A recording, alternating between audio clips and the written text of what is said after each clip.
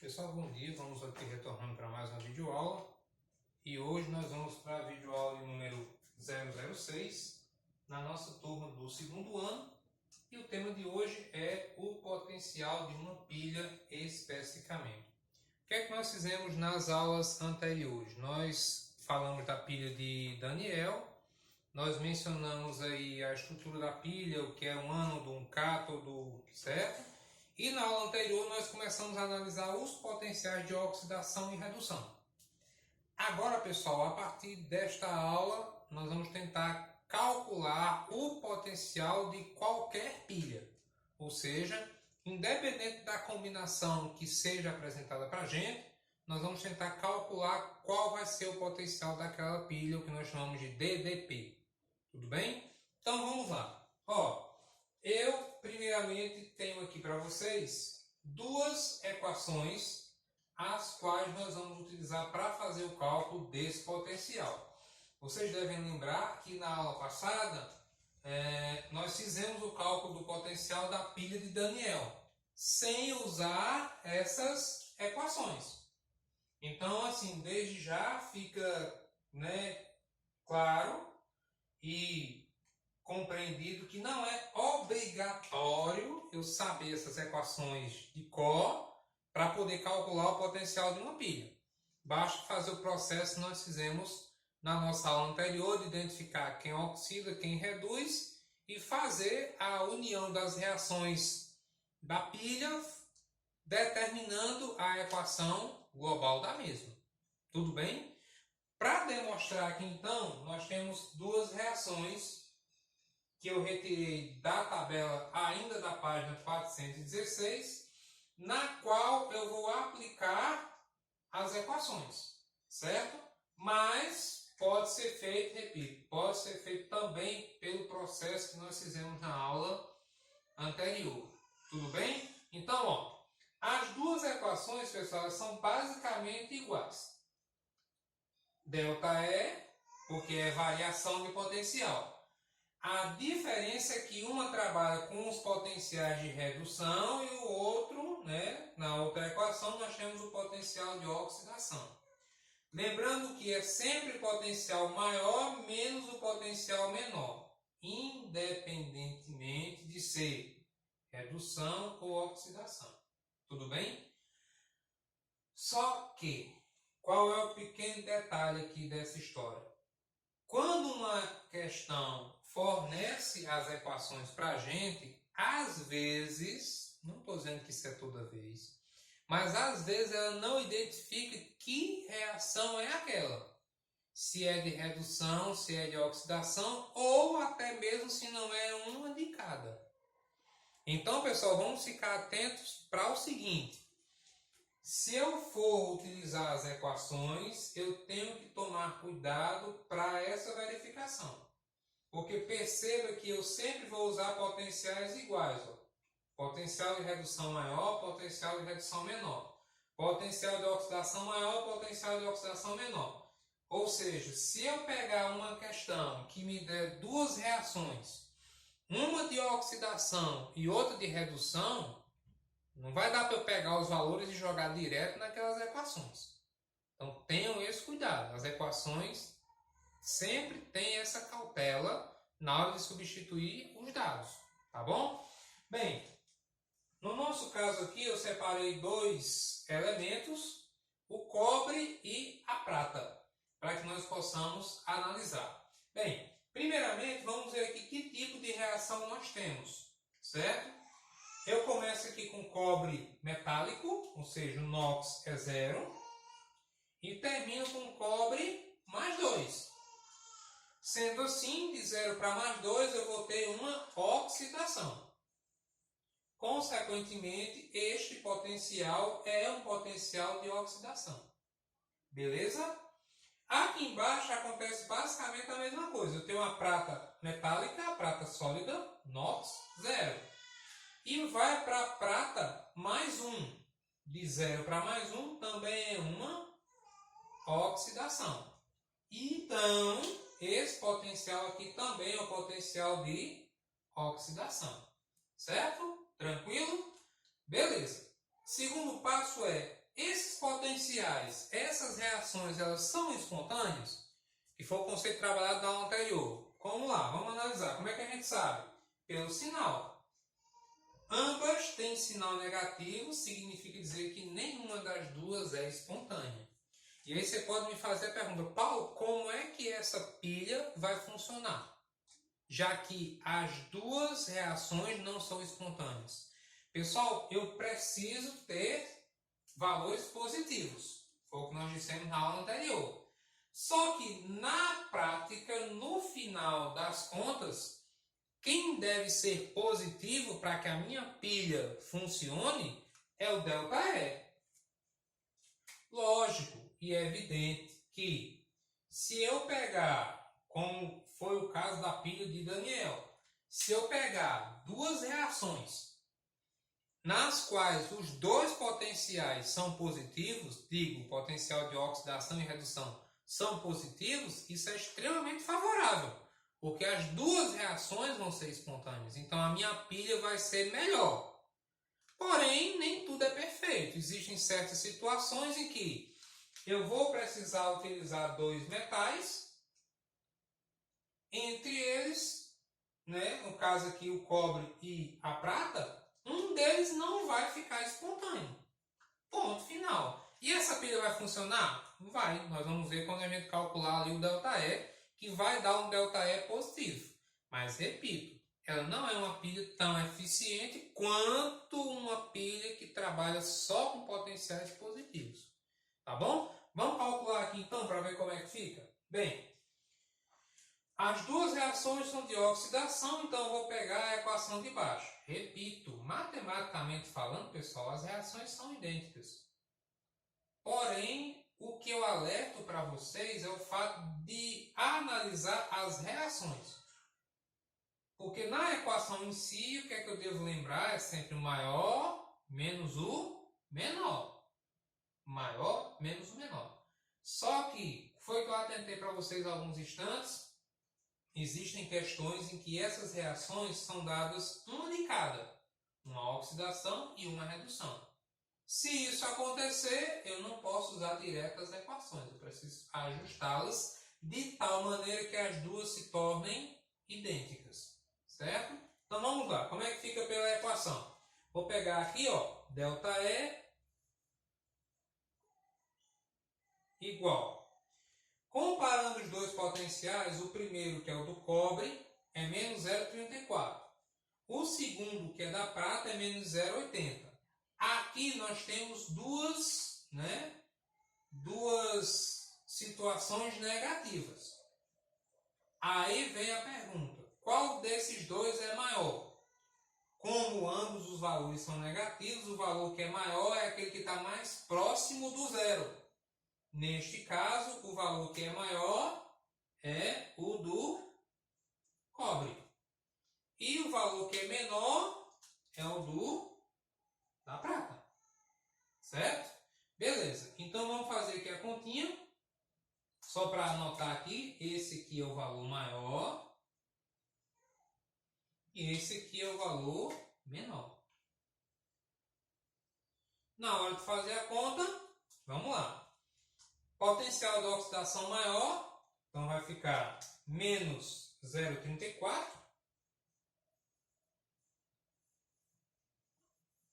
Atenção, cuidado agora. Tem um menos na equação. Vou até repetir aqui os parênteses, apesar de não ser tão necessário aqui, mas eu vou repetir. E agora eu pego o potencial menor, menos 0,80. E aí, muita atenção e muito cuidado, porque, como nós sabemos, matematicamente falando, essa comparação de sinal aqui interfere muito. E, diga-se de passagem, é um dos principais erros que a gente comete na hora de resolver uma questão. Então, ó, resolvendo aqui agora, vai ficar o ΔE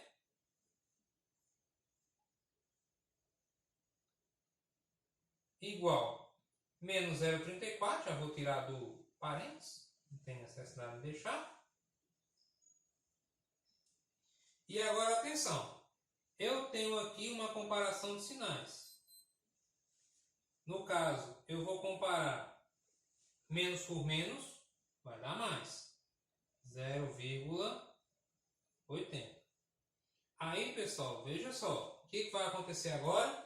Eu tenho menos 0,34 e mais 0,80. Outra regrinha matemática, sinais diferentes, subtrai e conserva o sinal do maior. Então, no caso aqui vai ficar ΔE igual 0,34, 0,80. 0,80 é maior, então vai ficar mais 0, quanto? Como eu vou ter que fazer uma subtração, 0,46. Confere? Beleza? Então, esse é o potencial da nossa pilha formado pelo cobre e pela prata. Repito, perceba que comparado à pilha de Daniel, que as duas reações eram espontâneas, o potencial lá deu 1,10 positivo.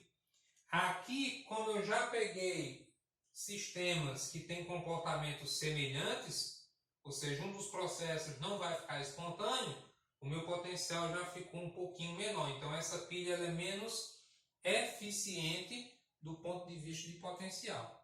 Certo, pessoal? Aí você pode perguntar, Paulo, mas essa questão das equações eu não gostei. Eu preferia que fosse feito da outra forma, como foi feito na pilha de Daniel. Como é que eu faria esse processo? Bem, vamos fazer? Vou apagar aqui as equações para que a gente possa fazer de acordo com a explicação da aula anterior, caso você prefira fazer sem usar a equação, certo? Repito, não importa a forma que você for fazer, desde que você consiga chegar na resposta final. Muito bem. O que é que nós vamos fazer aqui agora? Não vou fazer pela equação, beleza? Vou fazer pelo que eu trabalhei na aula anterior. Primeira coisa, eu vou observar as duas equações. Percebo que tenho duas oxidações. Não dá para funcionar assim. Nós sabemos que tem que ter uma oxidação e uma redução. Prestem muita atenção agora. Como que eu vou saber, então, desses dois quem vai reduzir? Lembre-se, eu quero reações espontâneas. Espontâneas. Nenhuma das duas é espontânea. A minha pergunta agora é, vamos raciocinar. Qual dessas duas equações, quando eu inverter, quando eu fizer o processo de inversão, qual delas vai me dar um potencial maior? A do cobre ou a da prata? Paulo, não entendi. Repito, eu tenho duas oxidações, pessoal. Isso não funciona. Para que uma pilha funcione, eu preciso de uma oxidação e de uma redução. A minha pergunta é, quando eu girar as equações, qual delas duas vai me dar um valor maior? Eu não vou inverter as duas por uma questão de praticidade. Vou mudar aqui só o delta, só o potencial. Se eu virar a equação do cobre, o potencial do cobre vai ficar mais 0,34. Depois que eu inverter. Se eu girar a equação da prata, eu vou ter um potencial de quanto? Mais 0,80. Então perceba que quando eu comparo a primeira reação com a segunda reação, quem vai me dar um potencial maior ao ser invertida é a prata. Então é ela que eu vou inverter. E vou manter a reação do cobre. Aí antes que você possa pensar assim, mas Paulo, e se a gente virar as duas? Não vai ficar as duas positivas? Não é melhor? Não, pessoal, não dá para inverter as duas. Por quê? Porque a partir do momento que eu inverter as duas, certo? Eu vou ter dois potenciais positivos, mas eu vou passar a ter duas reduções. E eu vou chegar no mesmo problema que eu estou aqui, duas oxidações. O nosso sistema precisa de uma reação de cada. Então, o que é que eu vou fazer? Eu vou manter a primeira reação e vou inverter apenas a segunda. Então, vou manter a reação do cobre, ó. Cobre metálico, produzindo cobre mais 2 aquoso, liberando 2 elétrons, certo? E se eu mantiver a equação, obviamente eu mantenho o potencial. 34. Vou inverter a prata. Então, o que é produto vira reagente, o que é reagente vira produto. Então, aqui vai ficar prata mais 1 aquoso, mais um elétron, produzindo prata metálica, sólida. E aí sim, o potencial que era negativo passa a ser um potencial positivo. Potencial de mais 0,80. Certo? Tranquilo? Beleza. Qual o próximo passo agora? Juntar essas duas equações. Para isso, o que é que a gente vai fazer? O mesmo processo que nós mostramos na aula anterior. Primeiro passo é tentar cortar esses elétrons. E aí, vamos lembrar aqui 2 detalhes que eu mencionei na aula anterior para reforçar.